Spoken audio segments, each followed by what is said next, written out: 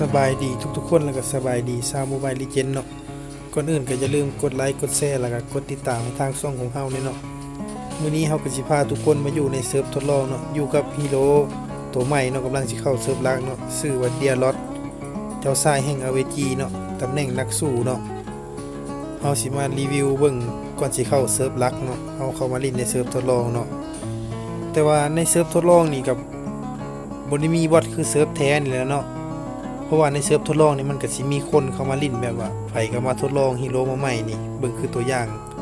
ทางสีแดงนี่มีตัวมาใหม่คือเดียวกับเฮาแล้วก็อีกตัวมาใหม่ตัวหนึงชื่อว่า Xbox นี่เนาะเป็นนักยิงบ่คือว่านี่เดี๋ยวเฮาเข้าไปเดี๋ยวฮู้ดอกส่วนของเฮาเลยเป็นนักสู้เนาะชื่อว่าเดียร์ลอตเนาะเอาถือว่าเข้ามานี่ก็สิลองเบิ่งเนาะว่าแล้วก็รีวิวเบิ่งเนาะส่วนอันกระถาต่อสู้เฮาก็เป็นตัวแหละเอ็มทั่วไปหรือว่าอันนั้นก็เป็นตามล่าเนาะอหยังก็ได้เอาเข้ามาเฮาก็ซื้ออันดาบฟาร์มก่อนเนาะดาบฟาร์มน้อยเนาะเอาไว้เพราะมันฟาร์มไวแล้วก็ให้เฮาฆ่ามอนสเตอร์ตายไวนะหรือว่าบัฟหรือว่าคิปป้านี่นะเอาเข้ามาเล่นการกับเจอกับคาคูระกับอย่างวะ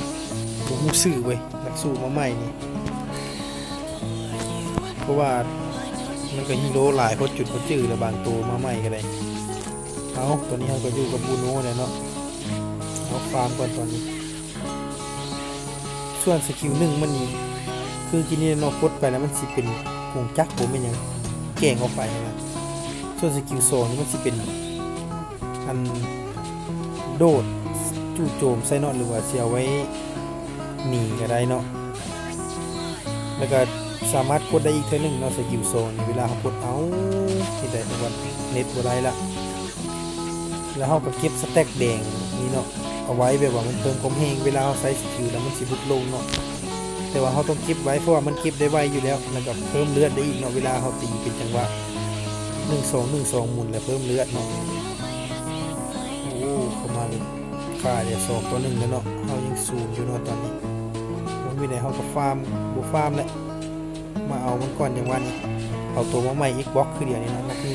จบกันโอ้หมูยงกับอีกโอ้คนไพ่เจอสกิลโซงใส่อย่างวันนี้ตอนนี้เขาก็ได้ดาบวงไพ่เลยเนาะดาบฟาร์มน้อยเนาะโอ้เล่นได้ดีนี่เลยเนาะคือหลักฐานที่ในหูว่า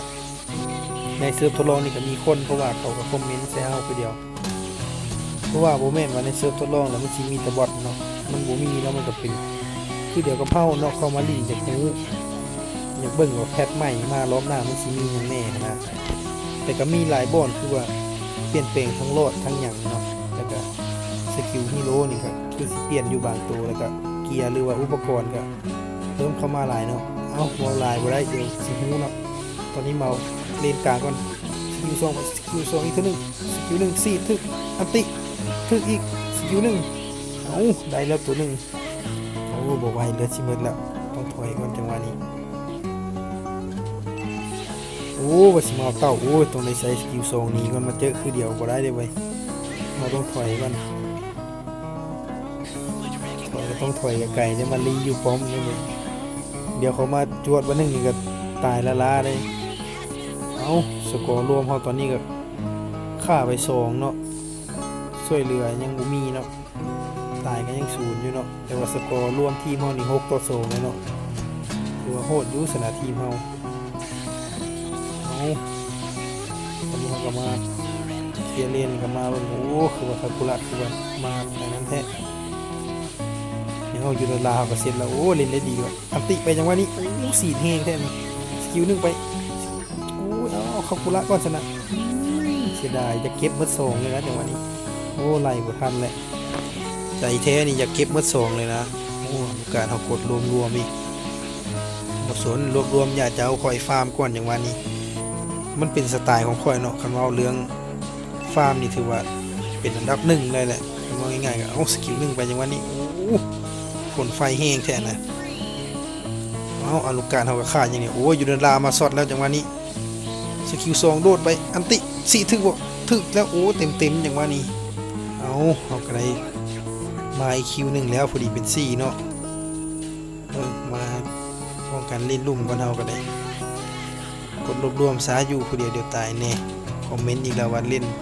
โอ้บ่แม่นเล่นได้ดีแล้วยังก็1 vs 3โอ้1ต่อ3บนหัวอีกโยซอยบ่ได้เว้ยเฮาต้องลุ่มได้เว้ยจังว่านี่เฮาก็เล่นได้ดีซะเฮาก็ได้เมาลายบ่ได้เข้าดีบ่อันนี้ก็แฮงแท้นี่ตัวมาใหม่นักสู้นี่ก็ลืมชื่อแล้วเว้ยอันตัวที่เข้าเซิร์ฟรักแล้วนี่เทดินาเทหน้าบ่มีมันซื้อไว้เฮาก็เลยช่วงนี้เพราะว่าบ่ได้สู้เข้าเลยช่วงสิว่าแกแค้นสกิล2นี้ก็เฮาเสร็จเกือบถึงสกิล1ซันเลยมีเจ็บได้กี่นี่คือว่าฮีโร่ตัวนี้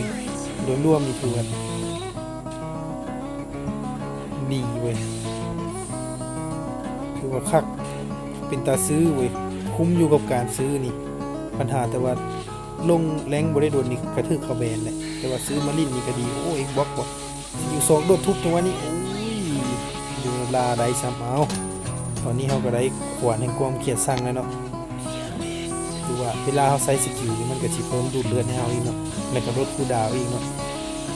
เฮาก็มาเต้าตัวเล็กก็เนาะว่าเฮาสิได้บ่คือสิได้สบายอยู่แล้วเนาะเพราะว่าป้อมกลางเฮาก็ได้เนาะ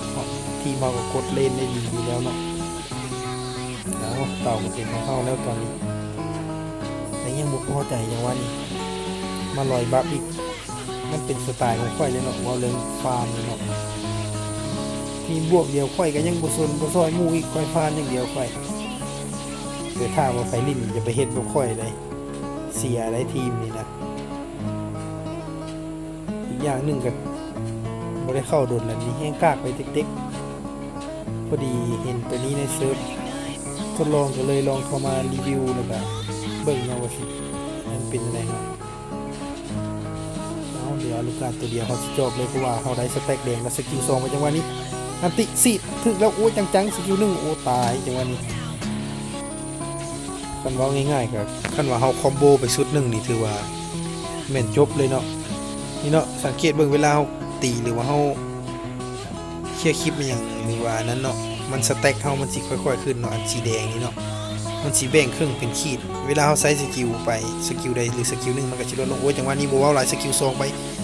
สกิล1ตามไปจังหวะนี้อันติ4ไปโอ้โหจุดไหลหัวใจพิลึกกิลีอันนี้ต้องบอกว่าแห้งเนาะปานเหี่ยวเคิร์กมาซีดนี่ก็ได้แต่ว่าของเหี่ยวเคิร์กนี่มันสิเป็นสกิล2เนาะแต่ของเฮานี่เป็นอันติเนาะ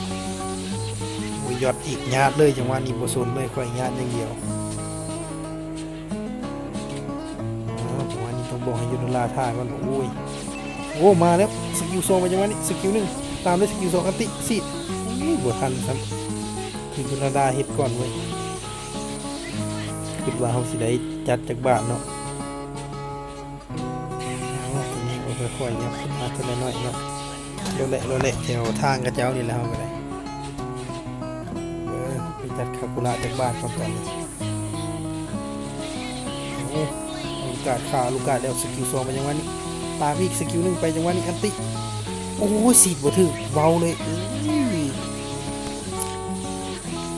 ว้าวว่าอย่างนั้นภาษาไทยนะสีดบ่ถึกนะว้าวบ่เนาะยากดอกบ่สนเนาะว่าง่ายๆก็ถือว่าใส่อันติบ่ถึกแล้วมาเลยจังหวะนี้ขาได้บ่ว่าสิมาลาดจากบาทได้ดิ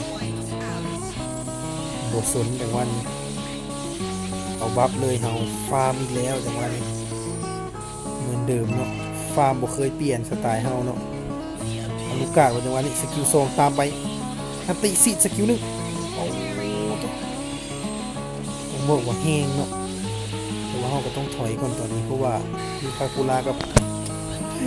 คิดซื้อบอกแหวนนักสู้มาใหม่เนี่ยซื้อยากคนเลยบ่จื้อซะเพราะว่าอีกอย่างก็บ่เป็นตาซื้อมานิ่นเลยบ่จื้อซื้อนะมี Xbox มาไล่เอาคาคูล่าตอนนี้ทีมเฮาก็มาซอยแล้วเนาะมีทั้งอลูกาดมีทั้งอันบูโนเนาะจังหวะนี้ตายถึกทุบจังหวะนี้เฮาก็มาได้แล้วสกิล2สกิล1กดไปรัวๆจากอันติสกิล2มาเฮ็ดไปไล่หมดตอนนี้เฮาก็ได้อันเลยเนาะใบมีดให้ความสิ้นหวังเนาะแม่นบ่วะ หรือว่าคันว่าง่ายๆกับส่วนหลายคนของห้องดาบเขียวอะไรส่วนหลายอุปกรณ์เกียร์มีหยังค่อยกับบ่ฮู้ปานใดแล้วเนาะเอาก็มาเลนกลางมาเลาะแหละก่อนโอ้ยตามเคยฟาร์มดอกมาจอบก่อนเฮาก็ได้มีอะไรแล้วค่อยฟาร์มโอ้มาแล้วเอาเจอตัวจังหวะนี้คิวซองตามไปอันติซีดเอาตัวต้องบอกว่าฮีโร่ตัวนี้ถือว่าท่านว่าเลยได้ใจแห้งขนาดไว้คิดจะซื้อดีคือว่าคนนี่เตรียมเงินไว้ซื้อรถทัวร์โหดนี่เอาฟาร์มเอากันเลยมีอะไรกับฟาร์มอยู่นี่แหละดักก่อนบางทีอาจจะมีคนมาแบบว่าผ่านมองพวกเราได้เปิมนะใส่ย่างกายมากครับเขาได้เจอโอ้อีกบล็อกเข้ามาอีกทำติซีดไปโอ้บ่ถือเอาสโลแล้วเจอสกิล2โดดขย้ำซะเพิ่นเวลาเขาเก็บสแต็กแดงในเนาะต้องสังเกตเบิ่งนี้มันสิเป็นแสงสีม่วงนำตัวกระโตเฮาดอกกับเวลาไฟมันลุกน้ำมันตัวสกิลเฮากดนี่นะโอ้บ่สนจังว่านี่ฟาร์มต่อจังว่านี่ยอดลาดเลยโอ้มาไล่เลยจังว่านี้สกิล2ไปอันติไปโอ้ตายบ่ไหวเนาะเฮาโดดเข้าไปห้าวเพิ่นเนาะเจอ3คนเขาลุมเนาะมีทั้งอาลูกะแล้วก็มีอันเดลอดคือเฮาเนี่ยโอ้บ่ฮู้ของเฮากันเลยมันจากชื่อซื่อมันเดลอดคือของเฮาแหละเดียลอดบ่นี่แหละเอาตอนนี้เขาก็ออกนักรบอิปราชเนาะบัดนี้ลองออกเบิ่งซื่อแต่ว่าส่วนรายการเกียร์หรืออุปกรณ์นี่ก็ยังบ่เน้นเนาะแต่ว่าสิมารีวิวซื่อๆเนาะเพราะว่ามันบางทีเข้าเซิร์ฟลักบางทีแบบเขาสิปรับปรุงหรือว่าเปลี่ยนแปลงแบบอุปกรณ์เกียร์ไปว่าให้มันเข้ากับฮีโร่ตัวนี้หรือว่าสกิลไม่อย่างนะแต่ว่าถ้าโดยรวมนี่ถ้าเป็นสกิลแบบนี้หรือว่าแบบนี้นี่บอกคำเดียวว่าโหดอันติกันอย่างว่านี่สกิล2โอ้ตึกทุบแล้วตายสิตายบอกโอ้บ่ตายเฉยเอาเฮ็ดตีไปนี่โอ้ยกดรัวๆจากสกิลนั่นก็ได้เอาตอนนี้เราก็ได้นักรบมีประหลาดมาแล้วเนาะขอเติมเลือดก่อนเติมเลือดพอได้ต้องฟ้ามีสไตล์ค่อยนี่เนาะสกิล1หรือว่าเฮาโจมตีเบสิกเวลาเฮาตีมันแบบได้สแต็กโจมตี3เทื่อหรือว่า2เทื่อมันสิหมุนให้เฮาได้เดือนเนาะเอาหลอกเป้าทำเครื่องหมายโจมตีสกิล2ใหม่อันติซีดจังวะนี่โอ้เฮงเว้ยต้องบอกเลยแบบแห้งอีหลีเว้าต้องเว้าหลายๆเถื่อเลยแต่ว่าเข้าเซิร์ฟลักนี่ยังเป็นแบบนี้นี่ถือว่าเป็นตาซื้อเนาะนี่ต้องสังเกตเบิ่งเห็นบอกเวลามันแบบว่าเขาใช้สกิล2แล้วมันใช้ไซส์แค่นึงแต่ว่าใช้กับคลิปบ่ได้เนาะสามารถใช้กับคลิปป้าหรือว่าฮีโร่แบบทีมกับเจ้าเนาะโอ้อลูกาดขายแล้วตอนนี้อลูกาดขาวอลูกาดเบิ้งไหลอีกบล็อกเลยเฮาก็ได้สกิล2ไปตามไปจังหวะนี้อันติซีดโอ้ยบ่ถึกสกิล1ไล่ยูโรลาผ่าโอ้ยเขาได้ค่าสำหรับเฮาได้แต่ช่วยเนาะเอาส่วนสกอร์ตอนนี้ก็โอ้ยยังบ่ทันเว้าสกอร์ซะเอาก่อนลาดเลยซะคิดว่าเฮามาบ่ทันได้กินแต่ก็ยังได้ลาดเนาะเอาส่วนสกอร์รวมของเฮาตอนนี้ก็โอ้ค่าไปแล้ว16ตาย1ช่วยเหลือ7เนาะสกอร์รวมกัน42ต่อ14เอาตอนนี้เราก็ได้วิญญาณสีโลหิตเนาะมันก็สิเพิ่มความไวในการโจมตีเฮากับมันสิได้อันตีแบบว่าสังเกตเบิ่งนี้เนาะตีแป๊บๆๆๆมันก็สิแกล้งทางเนาะเอาให้ได้ปะถอยออกมาบ่ได้รอดได้แบบบูโนนี่โอ้เกือบเนาะเดี๋ยวรอดยางออกมาเลือดเต็มคืนบ่ได้เด้อลูกกาดบวกอีกซอยอลูกาดจังหวะนี้อันติโอ้ยถึงสตันกดอีกวันนึงโอ้โธ่โอ้ยไปยึดได้สกิล2ตามไปสกิล1ตัวใหม่บ่เอาก็ใหม่กลัวใหม่อีกโอ้ยบ่ทันต้องถอยออกมาก่อนเพราะว่าป้อมมีเอาก็คือสิจบแต่ซ้ำนี้เลยเนาะถือว่ารอดกันนี่แหละเบิ่งเอาว่ารอดก็มาใหม่นี่แหละคือความพุ่นน่ะปานทอนเอ็นเกมพุ่นนี่แหละเอาถ้าว่าใครมักคลิปนี้ก็อย่าลืมกดไลค์กดแชร์นะครับกดติดตามให้เด้อแล้วก็ฮีโร่ตัวนี้ต้องบอกว่าโหดแฮงเอาสำหรับมื้อนี้ก็ขอลาตัวไปก่อนเนาะแล้วพบกันคลิปหน้าเนาะขอขอบใจ